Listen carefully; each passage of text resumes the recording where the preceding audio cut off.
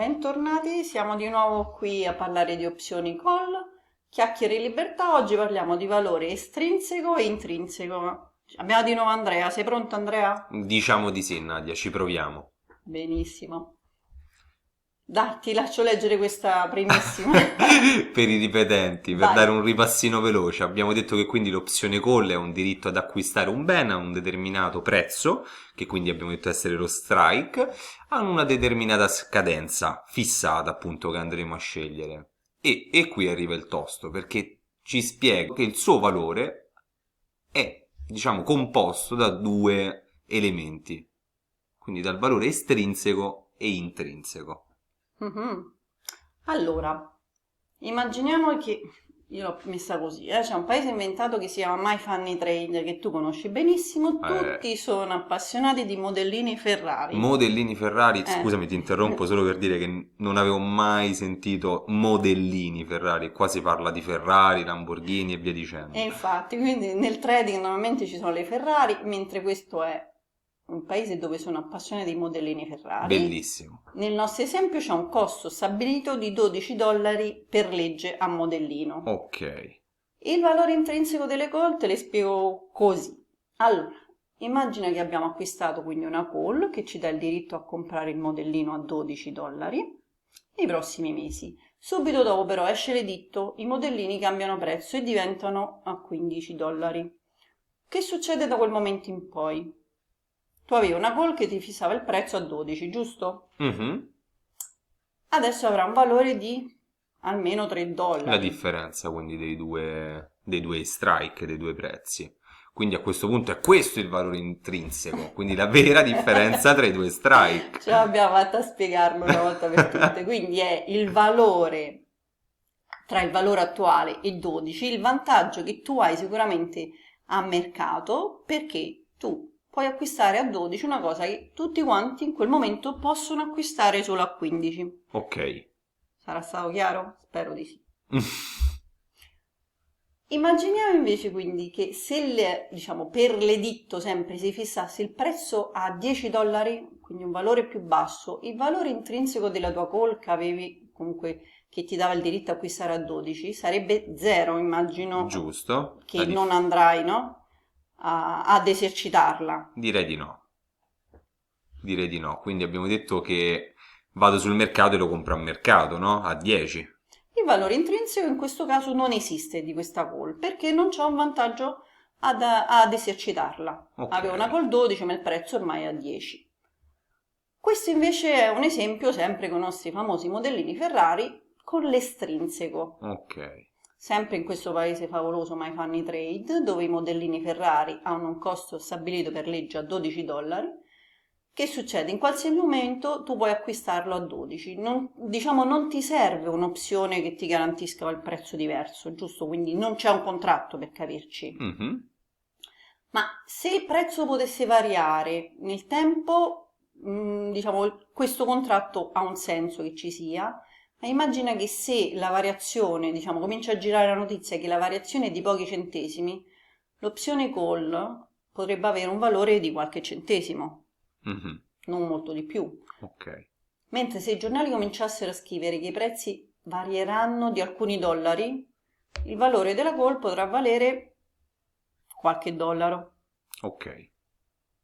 Questa componente qua è l'opzione diciamo, dell'opzione call, è quello che è chiamato il valore estrinseco. È collegato più che altro a quanto pensi che possa variare e quanto tempo, questo quindi è collegato alla scadenza, da qui a quanto tempo tu hai l'opzione call in mano. Ok, quindi abbiamo detto l'estrinseco è costruito, diciamo, si basa appunto su due fattori che hai detto, quindi quanto può variare questo prezzo, Mhm. quindi un aspetto appunto della variazione del prezzo e l'altro a questo punto è temporale, perché mi stai dicendo che è la scadenza, giusto? Perfetto.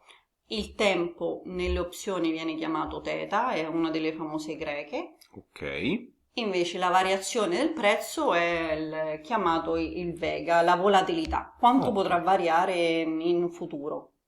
ok.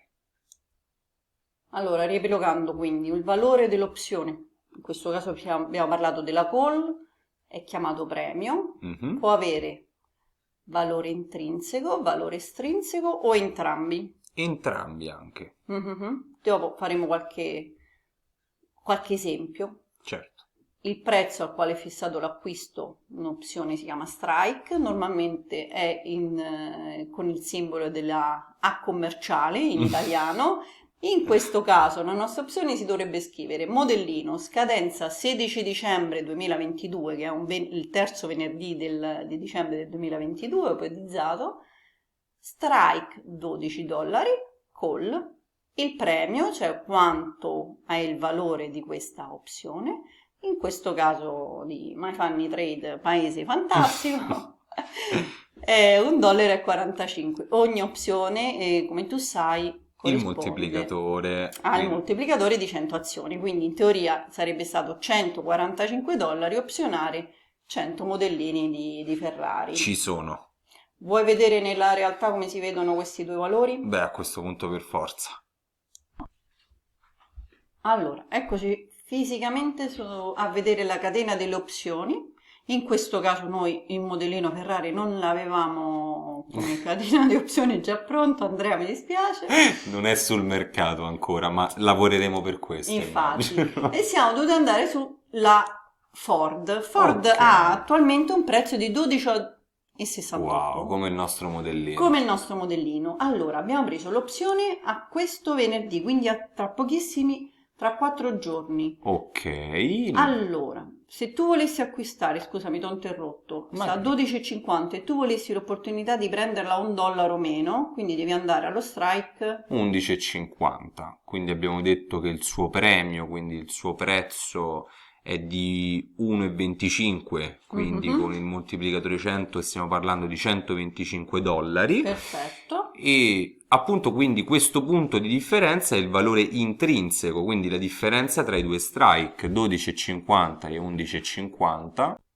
Perfetto, 11,50 è lo strike che abbiamo considerato, 12,69 guarda in alto a destra e dove è adesso il sottostante, 12,69 meno 11,50, il valore intrinseco di questa call sono $1,19 per l'esattezza e 6 centesimi di estrinseco. Se vai sullo strike 10 che vale 2,75 avrai $2,69 di intrinseco e sempre pochi centesimi di estrinseco, chiaramente perché siamo vicinissimi a scadenza per queste opzioni. Chiaro questo? Ti voglio far fare l'ultimo esempio. Andiamo a vedere direttamente il 16 aprile. Okay. Che cosa succede il 16 aprile?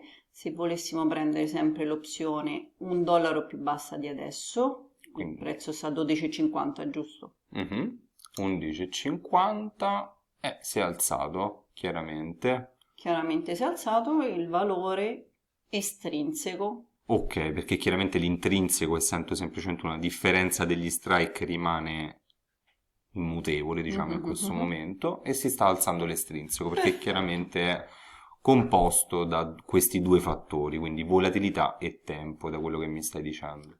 Allora, lo strike, quello che dicevamo, al prezzo che adesso 12,50, il più vicino, quindi 12,50 a 12,68, è chiamato at the money. Tutti gli strike delle call più bassi come livello sono chiamati in the money. Come vedi, queste opzioni mano a mano aumentano di prezzo. Ok, domanda, perdonami. Quindi se andiamo out of the money, quello non è intrinseco? Non ci può essere più l'intrinseco perché non hai un vantaggio ad acquistare a opzionarti di acquistare a 16, giusto? Sì, quindi per capirci, visto che io stavo parlando per capire bene che il valore intrinseco è la differenza degli strike, questa sarebbe una differenza negativa, quindi non la andiamo a considerare. Queste parti qui, le opzioni out of the money, le call, in questo caso oggi ragioniamo solo sulle call, sono dal 13 in su, hanno solamente valore estrinseco, è dato dalla volatilità, dalla differenza che prevedo di avere da qui al 16 aprile.